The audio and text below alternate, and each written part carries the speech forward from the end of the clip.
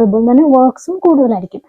വെറുതെ പഠിക്കുക, class attend ചെയ്യുക, അത് മാത്രമല്ലാതെ എല്ലാം പോകണം. 5 മണിക്ക് എണീറ്റ് പോയി എൻ്റെ ഡേ സ്റ്റാർട്ട് ആവുന്നത് തന്നെ അങ്ങനെയാണ്. ഒരു സാധാരണ ഒരു മിഡിൽ ക്ലാസ് ആളുകൾക്ക് ആലോചിച്ചാൽ മനസ്സിലാകും. എല്ലാത്തിനെയും എക്സാംസ് എനിക്ക് എഴുതാൻ പറ്റി, എല്ലാത്തിനും പാസ് ആവുകയും ചെയ്തു. സത്യം പറഞ്ഞാൽ നാട്ടിൽ പോകാൻ പൈസ ഉണ്ടാവില്ല എന്ന് വിചാരിച്ചിട്ട് last happy new year guys. So അങ്ങനെ 2025 സ്റ്റാർട്ട് ആയിക്കോണ്. നമ്മളിന്ന് 24ന്റെ ഒരു 1 ഇയർ അനാലിസിസ് ആണ് ചെയ്യാൻ വേണ്ടി പോകുന്നത്. 23ന്റെ നമ്മൾ മുന്നേ ചെയ്തിട്ടുണ്ടായിരുന്നു, ഞാൻ ഇവിടെ എവിടെയെങ്കിലും അതിൻ്റെ കൊടുക്കാം. അപ്പോൾ ഒരു വർഷം ഫുള്ളും എങ്ങനെ പോയി എന്നുള്ളത് നമ്മൾ നോക്കാൻ വേണ്ടി പോവാണ്. അതോടൊപ്പം തന്നെ ഞാൻ 23ലെ ഒരു വിഷ് ലിസ്റ്റ് ഉണ്ടാക്കിയിട്ടുണ്ടായിരുന്നു. ഞാൻ ഏതോ ഒരു വീഡിയോ കണ്ട് ഇൻസ്പയർ ആയിട്ടാണ് അങ്ങനെ ഒരു കാര്യം ചെയ്തത് കേട്ടോ. നമ്മൾ 1 ഇയറിലേക്ക് അച്ചീവ് ചെയ്യാൻ ആഗ്രഹിക്കുന്ന കുഞ്ഞു കുഞ്ഞു കാര്യങ്ങളായിരിക്കാം, വലിയ വലിയ കാര്യങ്ങളായിരിക്കാം. അങ്ങനെ നമ്മൾ മനസ്സിൽ വിചാരിക്കുന്ന ഈ ഒരു കൊല്ലം ഇന്ന കാര്യങ്ങൾ ചെയ്യണം എന്ന് നമ്മൾ വിചാരിക്കുന്ന കാര്യങ്ങൾ എഴുതി വെച്ചിട്ട് ആ ഒരു ഇയർ എൻഡിൻ്റെ ടൈമിൽ നമ്മൾ എന്തൊക്കെ അച്ചീവ് ചെയ്തു എന്ന് എടുത്ത് നോക്കുമ്പോൾ ഒരു പ്രത്യേക രസമല്ലേ. അപ്പം അങ്ങനത്തെ ആ ഒരു ക്യൂരിയോസിറ്റിയിൽ ഞാനും എഴുതിയിട്ടുണ്ടായിരുന്നു 23ൽ. എൻ്റെ ബുക്കിലാണ് ഞാൻ എഴുതിയിട്ടുണ്ടായിരുന്നത്. അപ്പോൾ അതും നമ്മൾ ഇന്ന് നോക്കാൻ വേണ്ടി പോവാണ്, എന്തൊക്കെ നടന്നു എന്തൊക്കെ നടന്നില്ല എന്നുള്ളത്. അപ്പോൾ നമുക്ക് നേരെ വീഡിയോയിലേക്ക് പോവാം.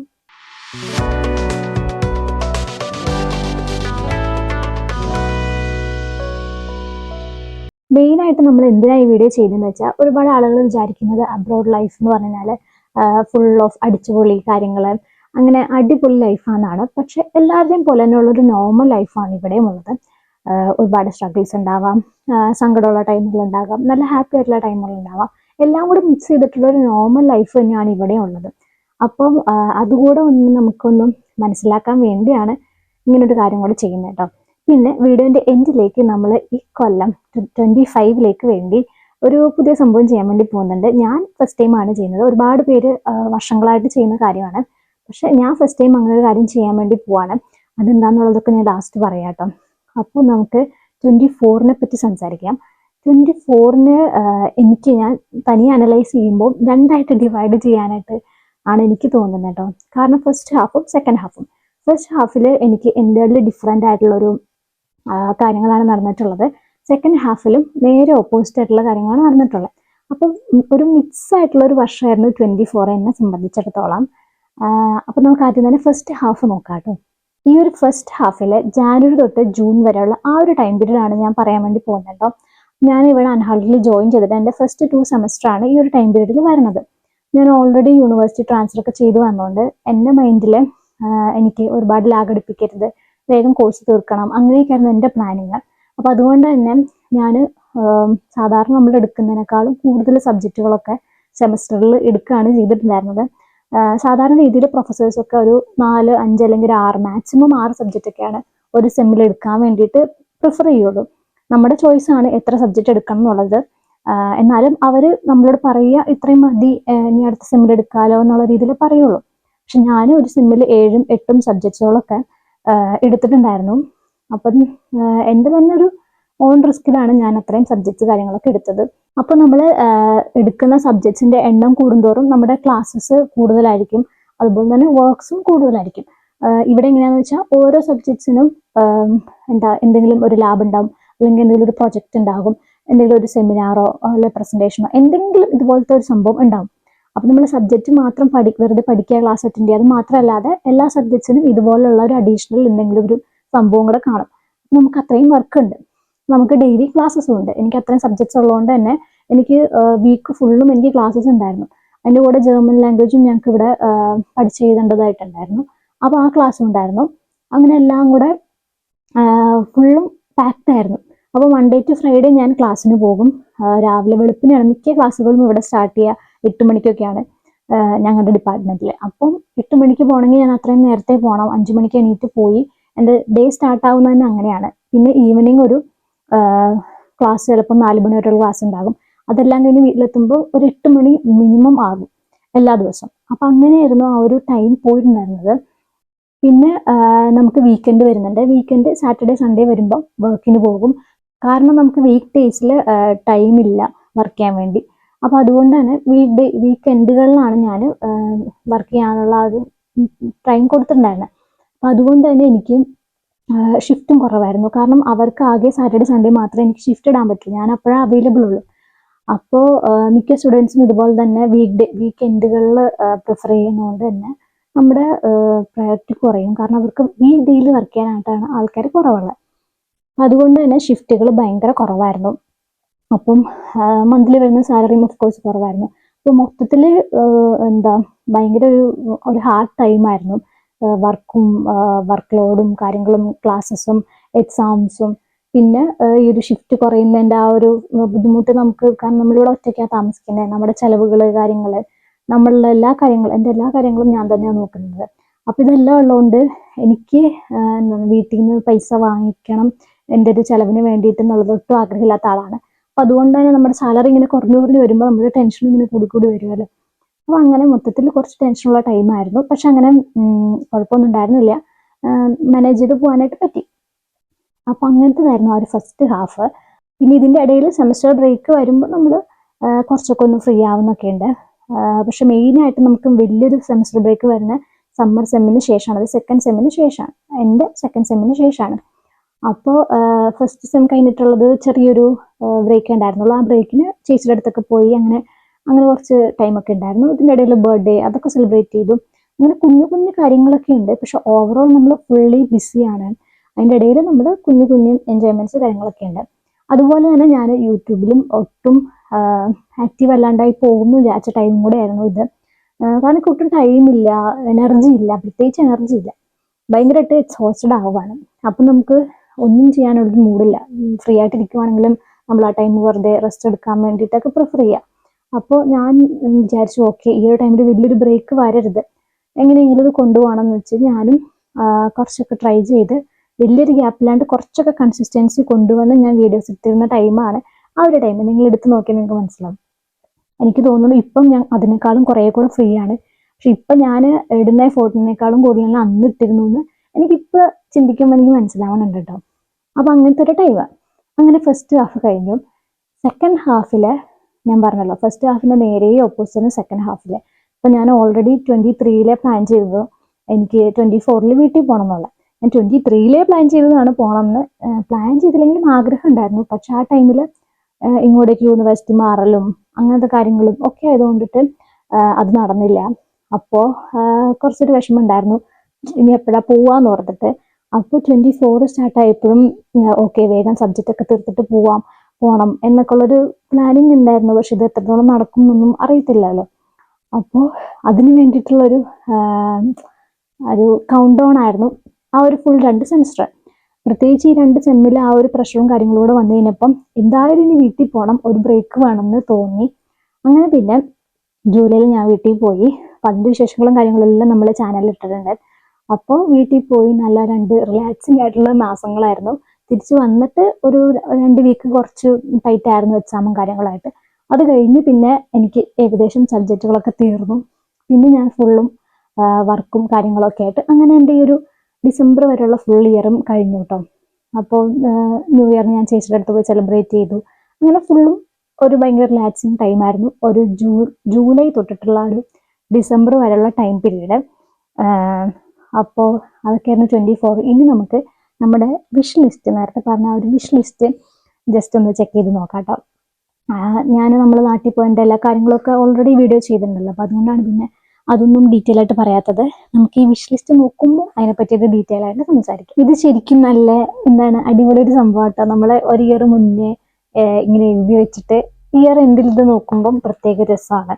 അപ്പം നമുക്ക് നോക്കാം. ഞാൻ ആദ്യം തന്നെ എൻ്റെ മെയിൻ ഗോൾ ഞാൻ പറഞ്ഞല്ലോ, കോഴ്സുകൾ വേഗം കംപ്ലീറ്റ് ചെയ്യണം, ക്ലാസ്സുകൾ വേഗം തീർക്കണം, ഒരുപാട് ലാഗ് അടുപ്പിക്കരുത് എന്നുള്ളതായിരുന്നു എൻ്റെ ഫസ്റ്റ് പ്രയോറിറ്റി. അത് ഞാൻ ചെയ്തു. എൻ്റെ ആദ്യത്തെ 2 സെമ്മിനുള്ളിൽ എൻ്റെ എല്ലാ സബ്ജക്ട്സുകളും ഞാൻ തീർത്തു. ഇപ്പം എനിക്ക് സബ്ജക്റ്റ് ഇല്ല, ഇനി നേരെ തീസിസിലേക്ക് പോയാൽ മതി.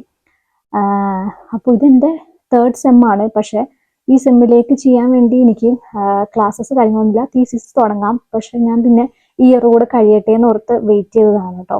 ഇനിയിപ്പം ഈ 2025 സ്റ്റാർട്ട് ആകുമ്പോൾ തന്നെ എനിക്കിനി തീസിസിൻ്റെ കാര്യങ്ങളും അങ്ങനത്തെ കാര്യങ്ങളൊക്കെ നോക്കി തുടങ്ങണം. അപ്പോൾ 2 സെമ്മ് ഫുൾ വർക്ക് ചെയ്തിട്ട് 3ാമത്തെ സെമ്മ് വെറുതെ ഇരിക്കുന്ന ഒരു പ്രത്യേകതരം അസുഖമാണ് എനിക്ക്. അതിനു വേണ്ടിയാണ് ഞാൻ അങ്ങനെ ചെയ്തത്. കാരണം ഈ ഒരു വിന്റർ സെമ്മാണ് ഏറ്റവും ലോങ് ആയിട്ടുള്ളത്. അപ്പം നമ്മൾ സമ്മറിൻ്റെ ഉള്ളിൽ നമ്മൾ എല്ലാ പരിപാടികളും തീർത്ത് കഴിഞ്ഞാൽ വിന്റർ സെമ്മ് നല്ല ലോങ് ആയതുകൊണ്ട് നമുക്ക് അത്രയും ടൈം കിട്ടും ഫ്രീ ആയിട്ട് ഇരിക്കാൻ വേണ്ടി. അപ്പോൾ അതായിരുന്നു ഫസ്റ്റ് കാര്യം, അത് നടന്നിട്ടുണ്ട്. അപ്പം അത് ഞാൻ ടിക്കറ്റാണ്. ഞാൻ വിചാരിച്ച പോലെ തന്നെ നടന്നു. കാരണം കുറേ പേര് പറഞ്ഞായിരുന്നു എൻ്റെ അടുത്ത് ഇത്രയും ഓവർലോഡ് എടുക്കണ്ട. കാരണം എനിക്കും ഒരു പോയിന്റ് ഓഫ് ടൈമിൽ തോന്നിയായിരുന്നു ഇത്രയും വർക്ക് എടുക്കണോ, കാരണം ടൈമുണ്ട്, തേർഡ് സെം ഉണ്ട്, ആ തേർഡ് സെമ്മിൽ എനിക്ക് എടുക്കാവുന്നതേ ഉള്ളൂ, ഇത്രയും വർക്ക് ലോഡ് എടുക്കണ്ടെന്ന് പല ടൈമിലും തോന്നിയിട്ടുണ്ട്. എക്സാമിൻ്റെ ആ ഒരു ടൈമുകളിലാണെങ്കിലും പിന്നെ ഈ വർക്കുകളും കാര്യങ്ങളൊക്കെ ഒരുപാട് ഇങ്ങനെ വരുന്ന ടൈമിലും ഒക്കെ തോന്നിയിട്ടുണ്ട്. പക്ഷെ എന്നാലും തോന്നി ഇത്രയും പോട്ടെ, ലാസ്റ്റ് എക്സാം ടൈം ആകുമ്പോൾ എനിക്ക് തീരെ പറ്റിയില്ലെങ്കിൽ എഴുതാണ്ടിരിക്കാം എന്നുള്ളതായിരുന്നു എൻ്റെ പ്ലാന്. പക്ഷെ അങ്ങനെ എഴുതാണ്ടിരിക്കേണ്ടി വന്നില്ല. വിചാരിച്ച എല്ലാ സബ്ജക്ട്സിൻ്റെ ക്ലാസ്സുകളും എനിക്ക് കേൾക്കാൻ പറ്റി, എല്ലാത്തിനെയും എക്സാംസ് എനിക്ക് എഴുതാൻ പറ്റി, എല്ലാത്തിനും പാസ് ആവുകയും ചെയ്തു. അപ്പം അതൊരു വലിയൊരു കാര്യം തന്നെയായിരുന്നു എന്നെ സംബന്ധിച്ചിട്ട്. അപ്പം അത് കംപ്ലീറ്റ് ചെയ്തു. പിന്നെ അടുത്ത കാര്യം എന്ന് പറഞ്ഞാൽ ഞാൻ യൂട്യൂബിൻ്റെ റിലേറ്റഡ് ആയിട്ട് ഒരു ഗോൾ എഴുതി വെച്ചിട്ടുണ്ടായിരുന്നു. ഒന്നാമത്തെ എന്ന് പറഞ്ഞാൽ സബ്സ്ക്രൈബേഴ്സിൻ്റെ കൗണ്ടായിരുന്നു. അത് ഞാൻ ഭയങ്കര കൂട്ടിയൊന്നും എഴുതിയില്ല കേട്ടോ. കാരണം എൻ്റെ ആ ഒരു സബ്സ്ക്രൈബേഴ്സിൻ്റെ കൗണ്ട് പോകുന്ന ആ ഒരു ഫ്ലോ എനിക്കറിയാമല്ലോ. അപ്പോൾ ആ ഫ്ലോ വെച്ചിട്ട് ഇപ്പം നമ്മൾ നേരെ പോയി 50K 100K എന്നൊക്കെ എഴുതി കഴിഞ്ഞാൽ അതൊന്നും ഈ ഒരു 1 ഇയറിൽ നടക്കണം എന്നില്ല. അപ്പം നമ്മൾ ചെറിയ ഷോർട്ട് ടൈം ഗോൾ പോലെ ഞാൻ അങ്ങനെ കുറച്ച് എഴുതിയത്. ഞാൻ 10K ആണ് എഴുതി വെച്ചിട്ടുള്ളത്. 10K സബ്സ്ക്രൈബേഴ്സ് ഉണ്ടാവണം എന്നുള്ളതാണ്. പക്ഷെ നമ്മൾ 10K പോലും ആയില്ല കേട്ടോ. ഏറ്റവും കുറച്ചാണ് ഞാൻ അത് എഴുതിയത്. പക്ഷെ 10K പോലും ആയില്ല. പക്ഷെ എനിക്കതിൽ വിഷമവുമില്ല. കാരണം ഞാൻ അത്രയും ഒന്നും വർക്ക് ചെയ്തില്ല. 10K ആവുമായിരുന്നു, പക്ഷെ കുറേ മാസങ്ങൾ ഞാൻ കുറച്ചധികം ഇനാക്റ്റീവ് ആയിരുന്നു. വീഡിയോസൊക്കെ ഭയങ്കര കുറവായിരുന്നു. പ്രത്യേകിച്ച് വീട്ടിൽ പോയി കഴിഞ്ഞപ്പോൾ നല്ല മടിയായി. വീട്ടിൽ നിന്ന് തിരിച്ച് വന്നപ്പോഴും ഫുൾ ഓഫ് മടിയായിരുന്നു. അപ്പോൾ അതുകൊണ്ടൊക്കെ വീഡിയോസൊക്കെ ഭയങ്കര ഡിലേ ആയിട്ടുണ്ട്. കൺസിസ്റ്റൻസി എല്ലാം പോയി. അവർ ഫസ്റ്റ് ഹാഫിൽ കൊണ്ടുവന്ന കൺസിസ്റ്റൻസി ഫുള്ളും സെക്കൻഡ് ഹാഫിൽ പോയി. അപ്പോൾ അതിൻ്റെയൊക്കെ പ്രശ്നം കൊണ്ടാണ്. സോ അതെനിക്കൊരു ലെസൺ കൂടിയാണ്. നമ്മുടെ പിന്നെ 25ലേക്ക് അത് ഏതെങ്കിലും അടുത്തൊരു നമ്പർ പ്ലാൻ ചെയ്തിട്ട് അതിലേക്ക് നമുക്ക് വർക്ക് ചെയ്യാം. വർക്ക് ചെയ്യാത്തതുകൊണ്ടാണ് കുറവ്. ഇപ്പം എനിക്ക് തോന്നുന്നു 8500 ആ ഒരു റേഞ്ചിലാണ് ഇപ്പം നമ്മുടെ സബ്സ്ക്രൈബേഴ്സ് കൗണ്ട് ഉള്ളത്. പിന്നെ അപ്പം അത് നടന്നിട്ടില്ല കേട്ടോ, നടക്കാത്തൊരു കാര്യമാണത്. ഇനി അടുത്ത കാര്യം എന്ന് പറഞ്ഞാൽ യൂട്യൂബിലെ ഫസ്റ്റ് പേയ്മെൻറ്റ് 24ൽ കിട്ടണം എന്നുള്ളതായിരുന്നു. അത് നടന്നു. 23ലെ കിട്ടുമായിരുന്നു. പക്ഷേ എനിക്ക് നമുക്ക് തന്നെ ത്രഷോൾഡ് പോലെ നമുക്ക് സെറ്റ് ചെയ്യാൻ പറ്റും, ഇത്ര രൂപയാവുമ്പം വിഡ്രോ ആവുന്ന രീതിയിൽ. അപ്പം ഞാൻ അങ്ങനെ സെറ്റ് ചെയ്ത് വെച്ചിട്ടുണ്ടായിരുന്നു. അപ്പം അതുകൊണ്ട് ആ ഒരു എമൗണ്ട് വന്നത് 2024ലാണ്. ഫസ്റ്റ് പേയ്മെൻറ്റ് നമുക്ക് കിട്ടി. ഫസ്റ്റ് പേയ്മെൻറ്റ് എന്ന് പറഞ്ഞാൽ ഒരു 1 ഇയറോളം കാത്തിരുന്നതിന് ശേഷം കിട്ടിയിട്ടുള്ള പേയ്മെൻ്റ് ആയിരുന്നു ആ ഒരു ഫസ്റ്റ് പേയ്മെൻറ്റ്. അതിന് അടുത്തെന്ന് പറഞ്ഞാൽ നാട്ടിൽ പോകാന്നുള്ളതായിരുന്നു. പിന്നെ എഴുതിയേക്കണം ബാക്ക് ടു ഇന്ത്യ എന്നാണ് എഴുതി വെച്ചേക്കുന്നത് കേട്ടോ. അപ്പോൾ എന്തായാലും തിരിച്ചു പോകണം, വീട്ടിൽ പോകണം എന്നുള്ളതായിരുന്നു അടുത്ത പ്ലാന്. കാരണം 23ലെ പ്ലാൻ ചെയ്തിരുന്നു. അപ്പം 24ലെങ്കിലും എന്തായാലും പോകണം. അതിൻ്റെ അപ്പുറത്തേക്ക് ഞാൻ വെയിറ്റ് ചെയ്യില്ല എന്ന് ഞാൻ തീരുമാനിച്ചിട്ടുണ്ടായിരുന്നു. അപ്പം എന്തായാലും പോകണം എന്നുള്ളത് നടന്നു. പോയി സാധാരണക്കാളും കൂടുതൽ അവിടെ പോയി 2 മാസത്തോളം ഞാൻ അവിടെ നിന്നുണ്ടായിരുന്നു. 2.5 മാസം നിന്നു തോന്നുന്നു. അപ്പം അത്രയും ടൈം പീരീഡ് എനിക്ക് നിൽക്കാനും പറ്റി. അപ്പോൾ അതാണ് പിന്നെ എഴുതി വെച്ചേക്കുന്നത്. അടുത്ത ഞാൻ എഴുതി വെച്ചേക്കുന്ന കാര്യം എന്ന് പറഞ്ഞു കഴിഞ്ഞാൽ അമ്മയ്ക്ക് പാദസരം വാങ്ങുന്ന കാര്യമാണ്. അതും ഞാൻ അത് ഞാൻ പറഞ്ഞത്, ഞാൻ ആ വീഡിയോയിൽ പറഞ്ഞിട്ടുണ്ട്. 1 ഇയറോളം ഞാൻ മുന്നേ പ്ലാൻ ചെയ്ത് കുറേശ്ശെ സേവ് ചെയ്ത് വെച്ചിട്ടാണ് അത് ചെയ്തത്. പക്ഷെ എനിക്ക് തോന്നുന്നു അതൊരു കണക്കിന് ഭയങ്കരമായിട്ട് യൂസ്ഫുൾ ആയി. കാരണം ഞാൻ പറഞ്ഞ പോലെ ഒരു ജാനുവരി തൊട്ടിട്ടുള്ള ആ ടൈമിൽ ഫിനാൻഷ്യലി ഭയങ്കര പ്രശ്നങ്ങൾ കാര്യങ്ങളായിരുന്നു. ഞാൻ ജാനുവരി സ്റ്റാർട്ട് ചെയ്തിട്ടായിരുന്നു ഈ ഒരു പാദസരത്തിൻ്റെ കാര്യമൊക്കെ പ്ലാൻ ചെയ്തെങ്കിൽ ഒരുപക്ഷെ നടക്കൂലായിരുന്നു. കാരണം ഫ്ലൈറ്റ് ടിക്കറ്റും അവിടെ നാട്ടിൽ ചെന്നിട്ടുള്ള ചിലവും അങ്ങനെ എല്ലാം നോക്കണം. പക്ഷെ ഇവിടുത്തെ ചിലവിനുള്ളതും തികയണില്ല. അങ്ങനത്തെ ഒരു സാഹചര്യമായിരുന്നു.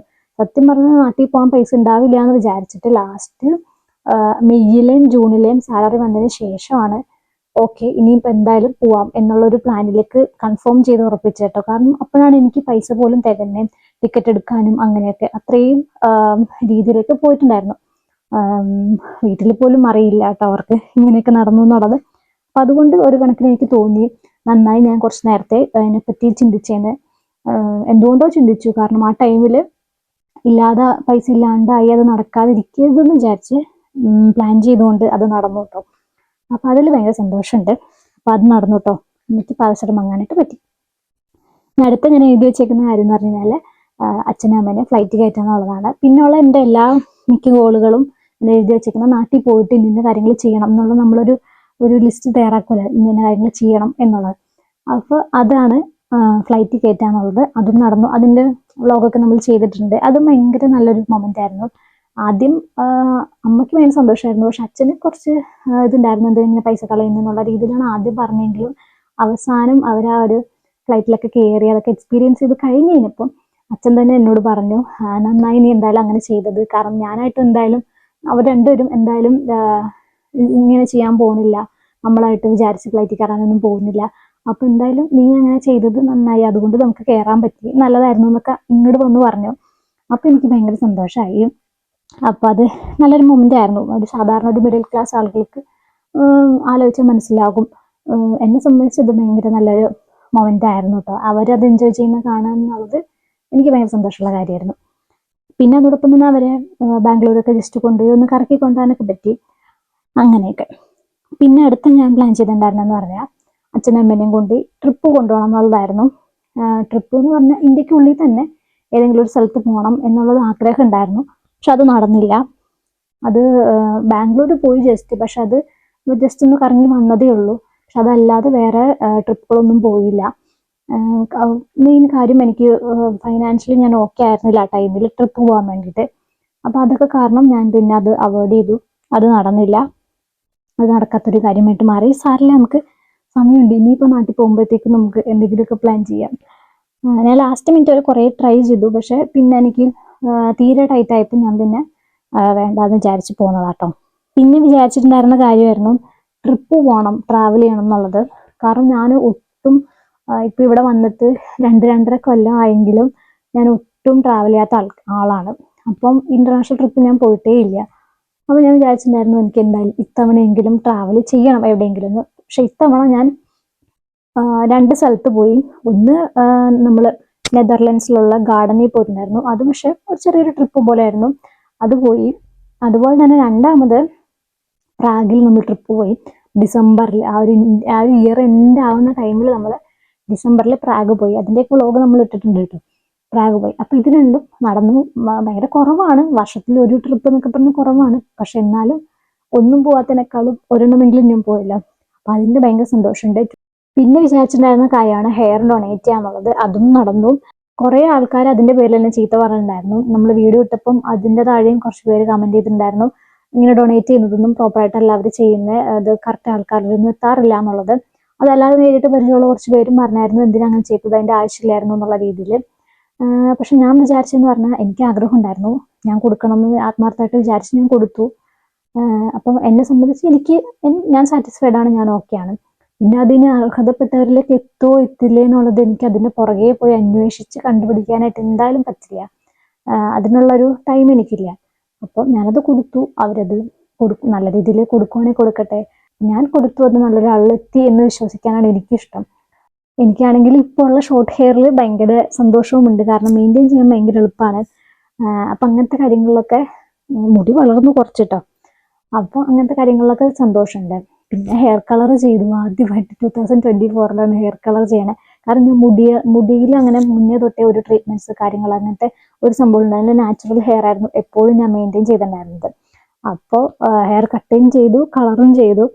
അപ്പോൾ അതൊരു വലിയ സംഭവമായിരുന്നു എനിക്ക്.